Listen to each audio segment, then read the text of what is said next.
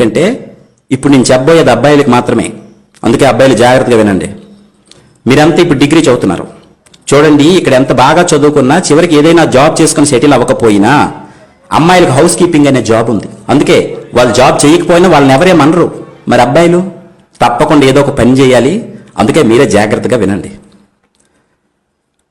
మనం మగాలుగా పుట్టాం. మగాడిగా పుట్టడం ఈజీనే, కానీ మగాడు అనిపించుకోవడం చాలా కష్టం నాయనా. ఒకసారి మగాడి జీవితాన్ని చూద్దామా? 5వ క్లాస్ లోపు అమ్మా నాన్న తప్ప మనకి ఇంకేం తెలియదు. 6వ క్లాస్ నుంచి 10th క్లాస్ వరకు కొత్తగా అన్నీ నేర్చుకుంటాం. పుస్తకాల్లోని పాఠాలన్నీ చదివేసి మనమే గొప్పోడుగా ఫీల్ అయ్యి అమ్మా నాన్నకి ఏం తెలియదు అనుకుంటాం. నాన్నకంటే నేనే తెలివైన వాడిని అనుకుంటాం.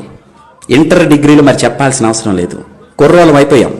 కాలేజీలో అటెండరు, స్వీపరు, వాచ్మెన్ ఇలాంటి వాళ్ళని చూస్తే చాలా చీప్గా కనిపిస్తారు మన కళ్ళకి. ఇలాంటి పనులు మనం చస్తే చేయమనుకుంటాం. జీవితంలో ఏదో పెద్ద పొడి చేస్తాం అనుకుంటాం. తీరా డిగ్రీ పూర్తి బయటకు వచ్చాక చేతిలో ఉద్యోగం లేక, సంపాదన లేక, బయటికి వెళ్ళి బ్రతకలేక సంపాదించడం ఎంత కష్టమో అప్పుడు తెలుసుకుంటాం.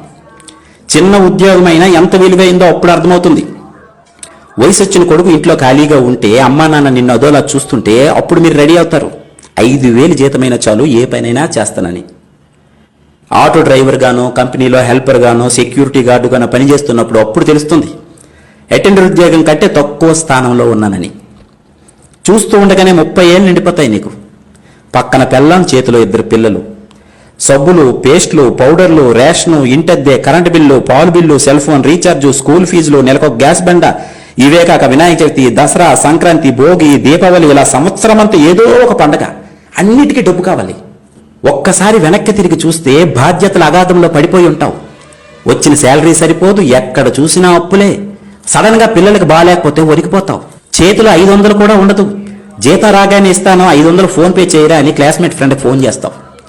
డబ్బు సంపాదించడం ఎంత కష్టమో తెలుసుకుంటావు.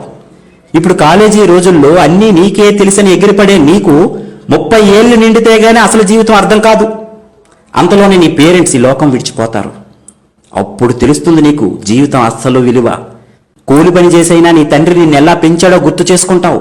ఊరంతా బలాదు తిరిగొచ్చిన అమ్మ ఎలా భోజనం పెట్టేదో గుర్తొస్తుంది నీకు. అప్పుడు ఏడుస్తావు బయ్యో. తొక్కలో లవ్వని అమ్మాయి వెంట తిరిగి అది మోసం చేస్తే ఏడ్చావు చూడు, అసలు అది ఏడుపే కాదు. అమ్మా నాన్న పోయాక ఇప్పుడు వస్తుంది చూడు, ఇది అసలు ఏడుపు. తెల్లారితే ఈఎంఐ కట్టాలి, అప్పులు వాళ్ళు ఫోన్ చేస్తుంటారు, సమాధానం చెప్పలేక ఫోన్ స్విచ్ ఆఫ్ చేసుకుని పడుకుంటావు. కానీ నిద్ర పట్టదు, ఇంట్లో కూరగాయలు ఉండవు.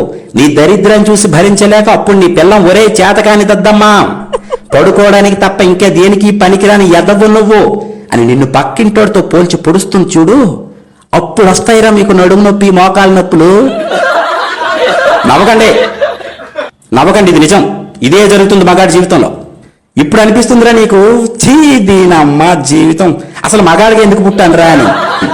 పెళ్ళం మీద కోపంతో ఫ్రెండ్స్తో కలిసి మందు తాకడం తప్ప ఇంకేం పీకలేవు నువ్వు. నీ కష్టాలన్నీ సిట్టింగ్లోనే ఫ్రెండ్స్తో షేర్ చేసుకుంటావు. అప్పుడు నిన్ను ఆదుకుంది 10వ 12వ సహాయం చేసేది క్లాస్మేట్సే. అందుకే గ్లాస్మేట్స్ ప్రతి మగాడికి చాలా అవసరమైనప్పుడు ఆదుకుంది వాళ్ళే.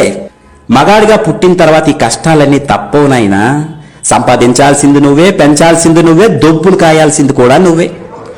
పండక్కింట్లో అందరికీ నువ్వే కొత్త బట్టలు కొంటావు, నువ్వు మాత్రం కొనుక్కో. ఎందుకంటే నీ దగ్గర డబ్బులు ఉండవు, ఎప్పుడు ఆ పాత బట్టల్లోనే కనిపిస్తావు. అప్పుడు తెలుస్తుంది మీ నాన్న ఎప్పుడు చిరిగిపోయిన బనియన్తో, అరిగిపోయిన చెప్పులతో ఎందుకు అలా సింపుల్గా కనిపించేవాడో. ఇప్పుడు అర్థమవుతుంది. నువ్వు నాన్న అయితే గానీ మీ నాన్న అంటే ఏంటో నీకు అర్థం కాదు. 30 ఏళ్ళు నిండిన తర్వాత సడన్ గా చదువుకునే టైంలో బెల్ కొట్టే అటెండర్ గానీ, వాచ్మెన్ గానీ నీకు రోడ్డు మీద కనిపిస్తారు. చిన్న ఉద్యోగమని, తక్కువ జీతమని హేళన చేసి నువ్వే ఈరోజు అతన్ని ఎంత ఆప్యాయంగా పలకరిస్తావో చూడు. నీకంటే అతను ఎన్ని రెట్లు గొప్పవాడో ఇప్పుడు నీకెవరో చెప్పాల్సిన అవసరం లేదనుకుంటా. కాలం అన్నింటికీ సైలెంట్ గా సమాధానం ఇస్తుంది సోదరా. ఇది అర్థమైన రోజు నుండే నువ్వు బ్రతకడం ప్రారంభిస్తావు. ఇక నుండే నీ అసలు జీవితం మొదలవుతుంది. ఇవన్నీ ఏ క్లాసులోనూ మీకు నేర్పరు తమ్ముడు. ఇక నుండైన వయసులో పెద్దవాళ్ళైన మీ నాన్నని, అటెండర్ని, వాచ్మెన్ని తక్కువగా చూడటం మానేయండి. గౌరవించడం నేర్చుకోండి. God bless you all.